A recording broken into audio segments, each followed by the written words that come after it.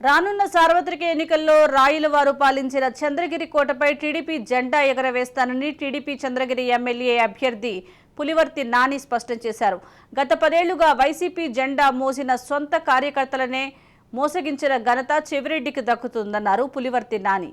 తుమ్మలగుంటలో మఠం భూములను వారి కుటుంబ సభ్యుల పేర్లు ట్రస్టులపై రిజిస్ట్రేషన్లు చేసుకుని పేదలను నిలువునా ముంచేశారని ఆరోపించారు. తాము అధికారంలోకి వచ్చిన ఏడాదిలోపు శ్రీనివాసపురం పంచాయతీ భూముల రిజిస్ట్రేషన్లకు సంబంధించి ఆంక్షలు ఎత్తివేయించి ప్రజలకు న్యాయం చేస్తామన్నారు.